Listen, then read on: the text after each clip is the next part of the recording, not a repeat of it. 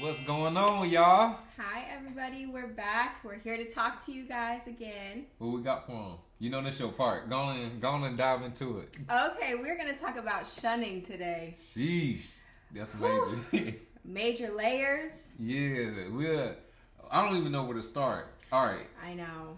How about what got us into this topic in the first place? Because we experienced some shunning. But you know what? This was meant to happen. It was literally meant to happen for us to be able to cover this topic, because I don't think we would have talked about it for a while, probably. Yeah, this pushed it up. So what's crazy is I feel like we moved away from like our hometowns, so it's almost a little more rare for us to experience it like in our face. Right. You know, we have distance between it.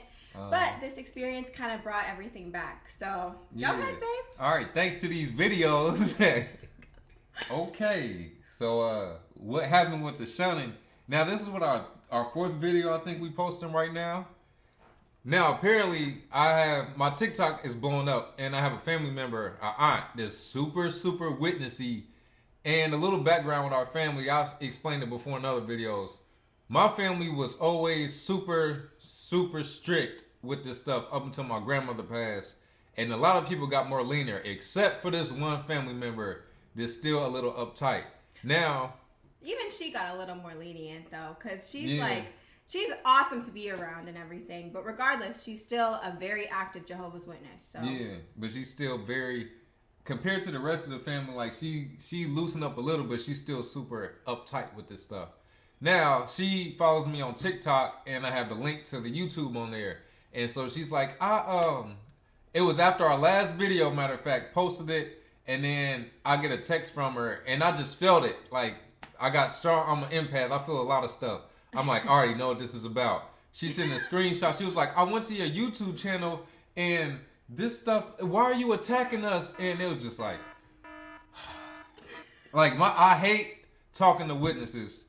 Not all witnesses, like some of them are cordial, but the ones that are super, like that, it's like, it's draining to have those conversations, because it's like you talking to a wall. And the typical, you're attacking us and this is my whole life and how long have you felt like this? And I'm like, the whole family knows, like, that. And not just that, what's your beliefs now? And how are you going to move on? And just all the typical witness stuff. And this, I'm not fresh out of the organization. Like, we've been out for years now. So 3. Yeah, 3 years. So at this point, it's not to where you feel like you need to explain. You're just like, man, if you believe in that, then go ahead and go and do your thing. But as far as us, we cool on that. And there ain't really much to talk about, because they don't it's just like when you become a Jehovah's Witness, you can't explain all the beliefs right there. Like, boom, this is what we believe in, this fellowshipping, elders, CEO visits. Yeah. Governing body, this fellowship goes like this, because it's too much to take in at one time. Right. So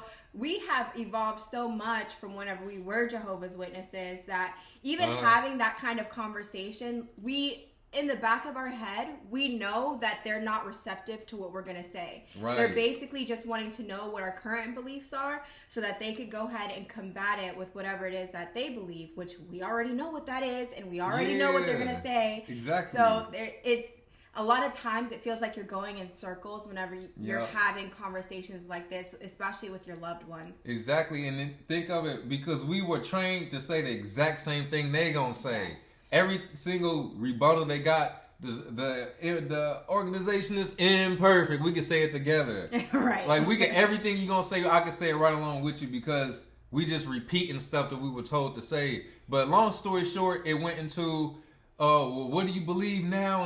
And it's like, I don't believe in religion in general. And the thing about a lot of people, not just witnesses, religious people can't fathom the idea that you don't believe in religion. It's any kind of religion. Yeah, and it's like, no, I just don't. I believe in life. Be a decent human being and take care of the people around you and just have manners and just live your life. Life is pretty simple. You don't have to follow all these strict rules and stuff. And it's hard for witnesses to understand you not wanting to be a part of these rules. So long story short, my aunt, the part that irritated me at the end is the scared authority that witnesses have.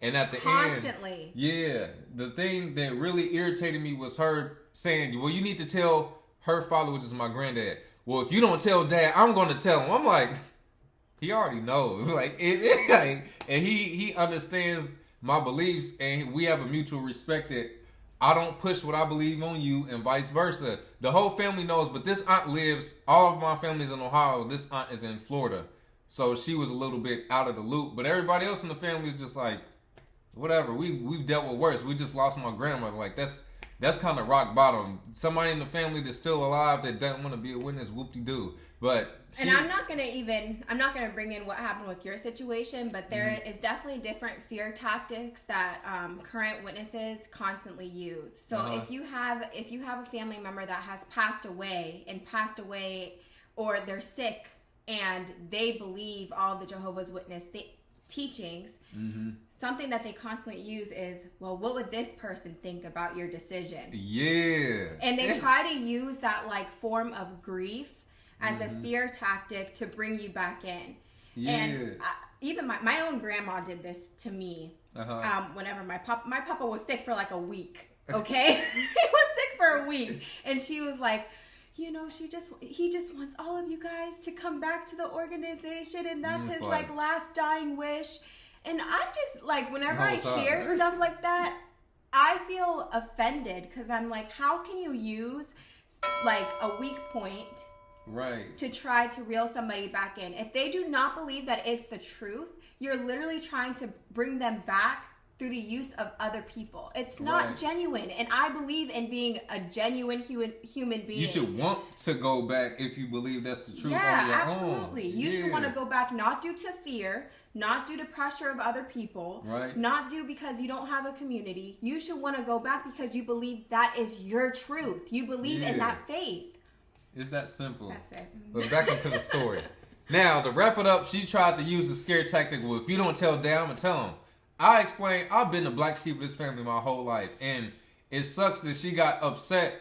The thing is not to upset somebody, but people don't understand when you don't really fit in with witnesses and they are forcing these rules on you. They don't realize they're not accepting you for who you are. Like when I was a kid, it was a time where I grew my hair out and I had braids.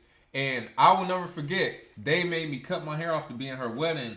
And once they told me that was the ultimatum, and I wasn't even a witness. You were just a kid. I was a kid. And the whole thing was like, well, if I got to cut my hair off, I don't want to be in the wedding. Then it's like, well, you got to cut your hair off regardless then. There's no choice. So then what they did, they manipulated me as a child and said, you can always grow your hair back. So cut my hair off for the wedding, and they would not let me grow my hair back. And you don't forget, like, even though you a kid, to them, it's like that stuff stick with you. And then me, you know, like back then, this is the tall tee era when we wore the big white tees and stuff. Why you gotta wear such baggy clothes? Why can't you dress like so-and-so? It's like my hair, the stuff, me expressing myself as a kid, my hair, my clothes, me wanting to play sports. I love playing sports in school. They didn't want me doing that. And so being an adult, I told her, y'all never accepted me for me. The only way to be accepted in this family is to be who y'all want me to be, and I'm tired of that. I'm grown now. And her feelings was kind of hurt because she felt like, and I even explained, I understand there's no hard feelings because you did what you felt was the right thing. Right. And even though she's not woke, maybe if she wakes up one day, she'll understand the reason I don't have a whole grudge about it is because we all felt like we was doing the right thing. At that time. Absolutely. But now we understand that was wrong. Yeah. And not just that, but it's, okay, you're literally saying, hey, like you guys never accepted me for how I am. And then it's like that rhetoric of turning it around like, oh, I'm so sorry that you felt that way. That really makes me feel awful. And we've always tried to do this, that, and the third to make you feel accepted. It's like I'm literally expressing how I feel. Right. And instead you're turning it around back to yourself. Yeah. You know, so it's never truly understanding like where that person is coming from. But it's just like that in the organization. That's like, how it is. They feel like they're doing what's best for you and they're trying to save you, you know, from this cruel, cruel world. And the kicker is, you know, at the end of the day, they are understandable to an extent because even my family that's still cool, that's not tripping about it, they're like, you know, Jehovah gave us free will. And it's like, okay. They feel like Jehovah gives us the freedom to choose to be a witness or not. And it's this the organization's idea. Like, that's it. And, you know, the whole thing about, you know, unconditional love. Once you leave the organization, you understand this is conditional love. Because a true friend or family, it don't matter what you do or what you believe in, we still tight. I don't care if you... Yeah. And I like the example of a sports team, for example. If we both like the Lakers and you decide, man, I'm liking Miami this year, we can still be cool. Or if, you know, we both are going to the same church and we family, and you like, man, I like this pastor down the street at this other church. All right, well, we still on for Sunday? Yeah. Things like that. You can have all these differences, but this one thing, if you don't want to be a Jehovah's Witness, we done. I don't care how long we've been friends. I don't care if you my mama or my child. We are done. Don't call me. I'm not answering the phone. None of that. Yes, which is crazy because there's hundreds and thousands of Jehovah's Witnesses who leave, and they leave due to the organization. They don't leave due to Jehovah, but they try to twist it and turn it around. And there's so many people that leave that organization and they still believe in Jehovah God. Right. So if you guys are believing in the same God, what is the problem? Right. Even the so-called worldly people, they pray into the same God. But why do we have to be so different? Why am I better than you? You, at the end of the day, you got the exact same problems. You go through stress, depression, you go through grief, you go through every single emotion that I go through if I'm, you know, a chosen witness, but yet your worship to the same God I worship is not worthy. I remember they would even say things like, they would joke like, oh, I heard such and such, this pastor or this worldly person was praying.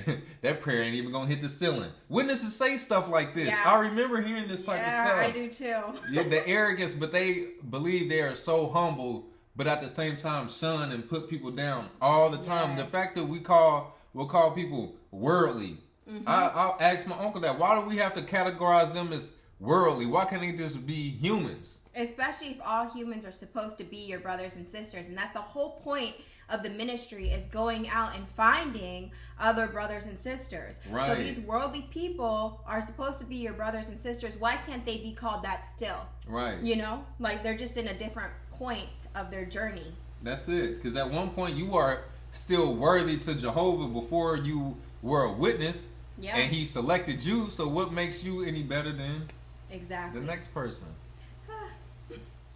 You get, I guess, familiar with being kind of the black sheep when you go through, you know, shunning in general. And this doesn't even have to be disfellowship. And this can be if your meeting attendance slows down, you will be shunned by some people. Some people will try to be like, oh, it's good to see you. And then you got other people be like, oh, they ain't been to a meeting in a month of Sundays. Yes, and it's millions of assumptions that go after that. You know what I mean? Like, oh, I haven't seen so-and-so, but I seen them at the mall the other day with somebody that I didn't know, so who knows what they're getting into. Right. You know that he hang with his siblings and they don't go to the hall. Like, stuff like that get the floating It's really it can be like a really toxic rhetoric. It's because people are so bored with their lives that the only thing they got going on is this. Babe, that is so true, because I remember even being in the car for service and stuff, like all people would do was talk about other people that are in the organization. Because what else is it to do? You don't have a life outside of... And really, you're not supposed to be talking about other stuff that's happening outside of everything. So they thrive off of bad things that are going on. Right, just to talk about it. But so even slowing down, or if you are disciplined in any way, and then being disfellowship, and of course that's the worst shunning you go through. And some people over shun you. We mentioned before, like the time I was disfellowship, and I'm walking up to the door, and the person in front of me just let the door close. Like, they act like you don't even exist. They try not to make eye contact. Like, I know whenever other people were disfellowshipped and I was still a Jehovah's Witness, I never treated people like that. Like, I'd still make eye contact. I'd be that person being like, right, still just being nice, because you already going through a tough time. Why am I supposed to punish you too? Like, dang. And it's so crazy the way that the organization makes it seem. It's like, okay, if a person is disfellowshipped, you do not want to get in the way of Jehovah's loving provision of discipline. For real. Like, how is that loving? How long is the discipline? when else do you have to punish somebody for a year straight? Yeah. Besides like jail or something, but right. I remember even at the convention, they had done a video about somebody being disfellowshipped, and it was from the point of view of a sister who lost one of her friends to disfellowshipping. Right. So the friend was out and she was in, and she's like, I still think about her every day, and I'm hopeful that she's going to come back. And then it switches to another screen, and it's like, it's been 5 years and my friend isn't back still. You know, I'm still hoping that she's gonna come back, but until then, I'm focusing on my ministry and I'm serving where the need is greater. And looking back on videos like that is so mind blowing to me now, because I remember sitting in the audience and being like, yes, like that's true. I guess that's true. Like, I don't want to get in the way of the discipline, but it doesn't really make sense to me. Right. And then looking at it now, it's like, no, it's never made sense. Right. And it's, friend, it doesn't. In what world do you cut your friend off for something stupid like that? They do one thing that goes against a religious book, and now everybody around them just got to punish them for it. That's ridiculous. It is. Even so, when you get reinstated, something that's not talked about, you get shunned even when you reinstated. For one, you got to earn your privileges back, and two, everybody don't welcome you back with open arms. That is bogus. I remember certain people that were super nice to me before I was disfellowshipped. I get reinstated, certain people don't speak to me no more, or it's just, oh, hey. Yeah. Or they say, I remember my aunt was reinstated, and they told her, this is one of her day one friends from back, they go back to the 80s, and at this time it's like 08, 09, and he's like, I mean, I love you, but you consider bad association. Yeah, they do stuff that is like crazy. That. It's like you have a, it's almost like you're a criminal and you have a record and you're trying to go back into the real world, but you always have this little red mark on your resume. Exactly. So you have this thing that's holding you back even within the organization, because the people that knew about it, even they will say, oh yeah, that person's been disfellowshipped before, they were reinstated whenever. That's nobody's business if that is the case, because what matters is that person is back. That's all that should matter. Mm-hmm. So with you talking about the whole control aspect, I have been wanting to talk about this so much, because so many people that leave the organization, they get bombarded with these feelings of all these negative feelings, negative emotions. They have depression. You are literally set up to have like a mental break. Right. So you have anxiety, you have depression, you have all of these like low self-esteem feelings, and let me tell you why, okay? Oh, babe, about to hit y'all with some gems. I am. Let's go for it. Let's go. Okay, so as most of you guys know, I'm a travel nurse. So during nursing school, we have to learn about psychology and different kinds of theories and things like that. So there's something called Maslow's hierarchy of needs. We're going to insert here. Right here. Okay, we're going to insert the picture here. Maslow's hierarchy of needs is basically what a person needs to feel like the most fulfillment and to feel like a full person. Okay, so it starts off at the bottom, and the bottom is just your normal physiological needs. Okay. This goes into air, you have to breathe, water, you need water to survive, food, shelter, clothing. Just for your body to actually function and be alive. Yeah, just to be alive at the most basic level, okay? The very next tier is safety needs. So this is your personal security, employment, resources, health, and maybe property. Okay, so already at the second tier, whenever you are disfellowshipped as a Jehovah's Witness, or you're shunned in any way as Jehovah's Witness, they're already taking away your sense of personal security. And the only thing you got is the stuff to keep your body alive, basically. Yes. Yeah. So no wonder why your body and your mentals are experiencing all of these emotions, okay? Your personal security has already been impeded on. Right. And if you've grown up completely in the Jehovah's Witness organization, you done. There's no wonder you don't want to leave anywhere. You have like your whole life is in that community. Yeah, that's all you got. That's all you have, and you're kind of just taken out into the world and given no tools to survive, okay, in a different level. So that's the second need. Your safety is already impeded on. Next is love and belonging. All people need to have a sense of connection to other people. Definitely. So we have to feel like we are loved, and we have to have a sense of belonging in order to grow and have self-development. Yeah. Okay, so love and belonging includes friendship, intimacy, family, and a sense of connection. Your fellowship, basically. Yes. Before you are this fellowship. Exactly. So this is why it is so much easier for Jehovah's Witnesses who have a whole family and support system outside of the organization to switch into normal life easier. Definitely. You see that a lot. Yes, because they have this sense of love and belonging. If you even think back to the Jehovah's, what was it, in 1976, whenever everybody was like selling their houses. Oh, 75. Yeah, 1975. Like Jehovah's Witnesses were selling their houses and quitting their businesses. Jobs, getting rid of their businesses because they thought the world was going to end. So they literally got rid of all of their tools and were completely upset when they figured out, oh my gosh, the world is not ending. Yeah, January 1st, 1976 had to be a crazy day. I would have been like, okay, hold on. You sitting there with a... I would have been there at 11:59, like, in a U-Haul truck, Saudi. Yeah. I need the destruction because I just sold everything, okay? For real. Like, so this is why people have all of these feelings afterward. And it's crazy because in the organization, they make sure to tell you, if you ever leave Jehovah's loving hand, right, the devil is going to have a hold of you and you're going to be in this terrible, evil world, and you're gonna, and everything bad is going to happen to you.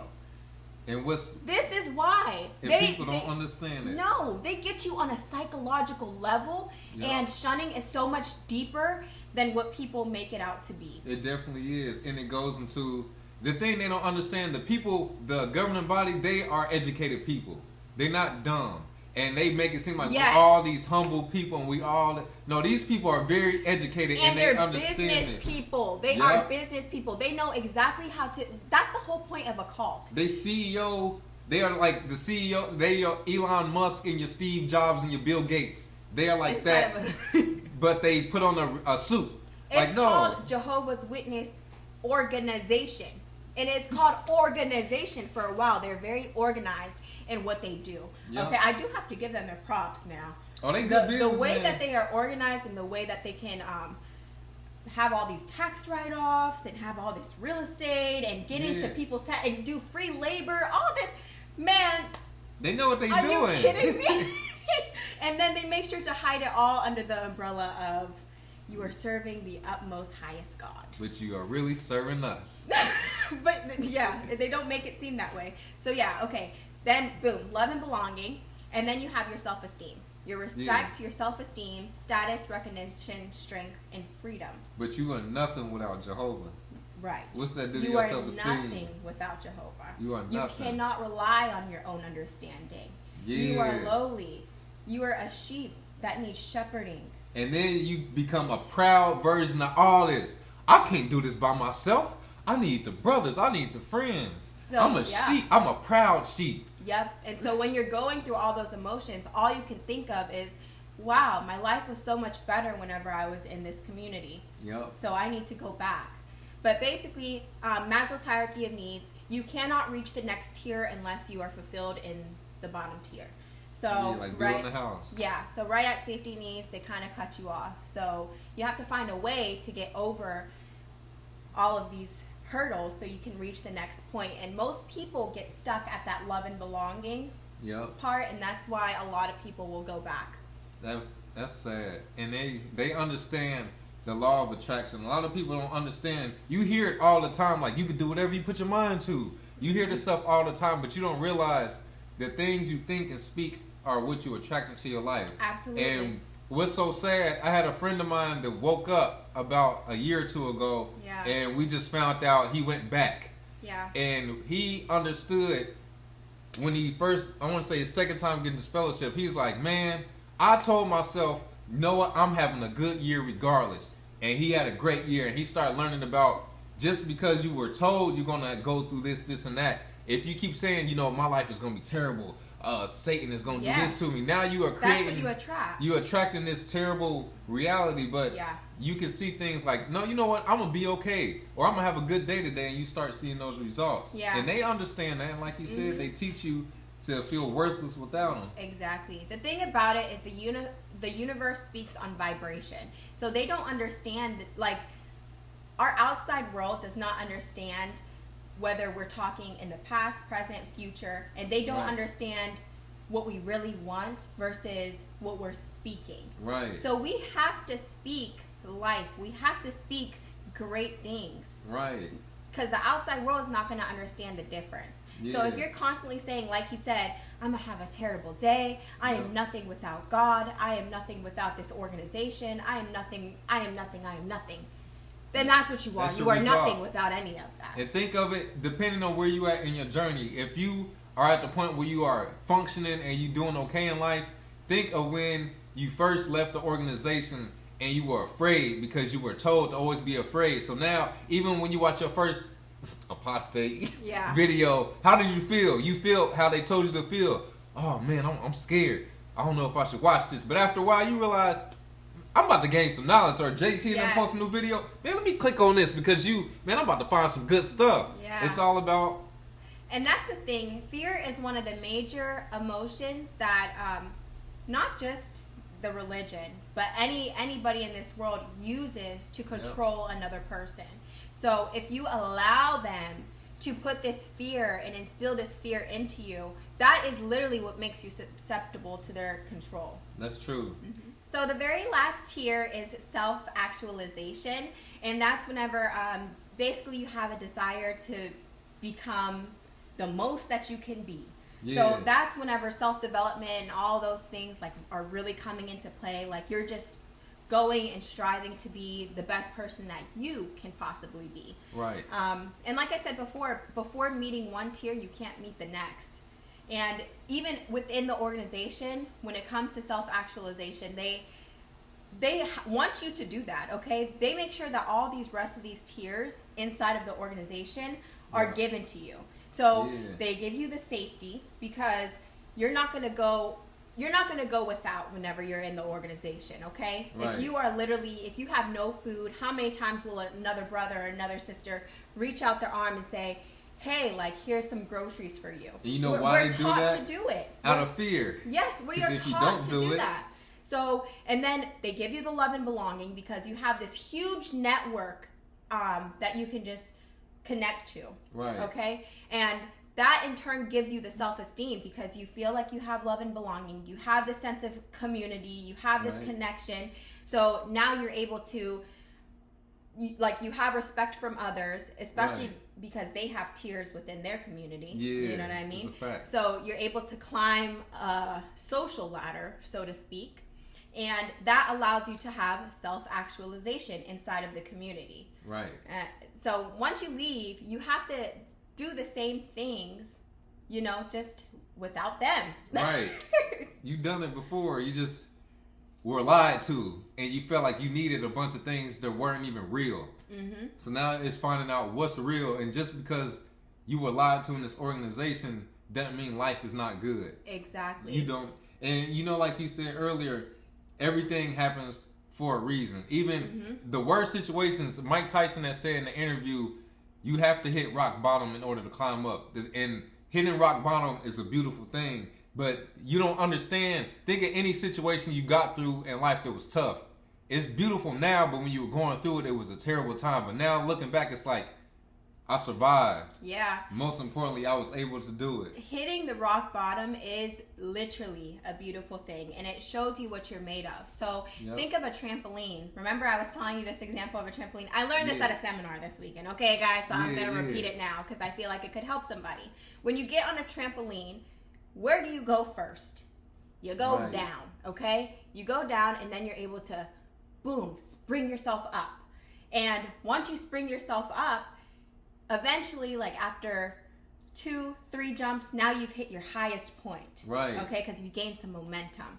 And then you're going to go down again. And then you're going to go up. And probably after like the 8th, 9th, 10th jump, you're going to hit a certain capacity. You're not going to be able to go up anymore until you get a second person on the trampoline and you guys start jumping at the same time. Right. Now you've broken through that ceiling. So we're giving you guys life tips right now, okay?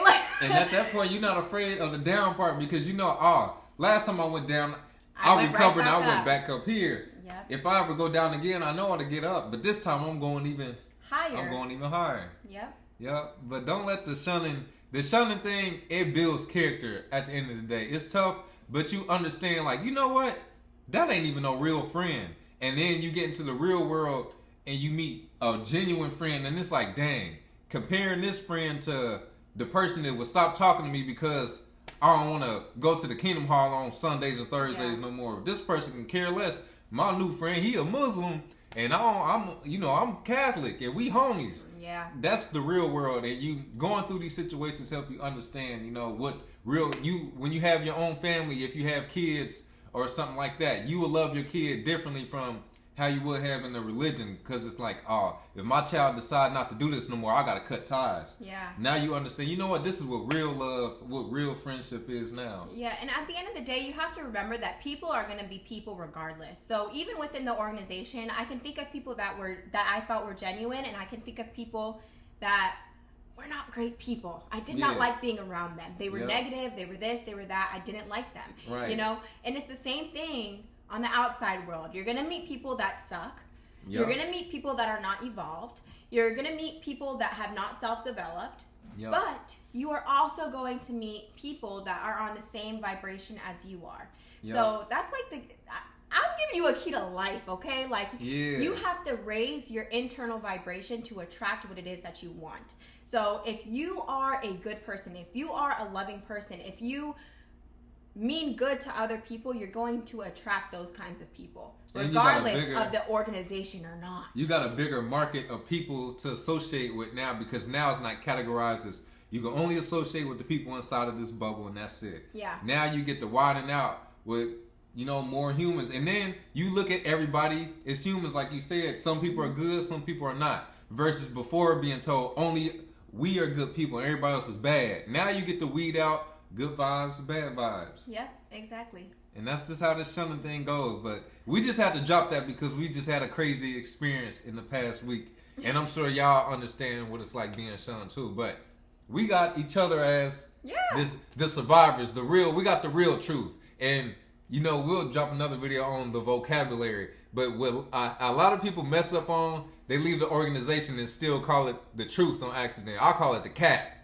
Remember when we first woke up and you would still sometimes be like, the cat? Cat. That is cat. But yeah, we just hope we can keep sharing, positive messages to everybody. And absolutely. And feel free, you guys can contact us. We read the comments. We really do. Yep. Like, we love reading the comments. We love hearing other people's stories and what's happened. So, just stay strong. Like, comment, subscribe. Keep it coming. And we'll catch y'all here shortly on the next video.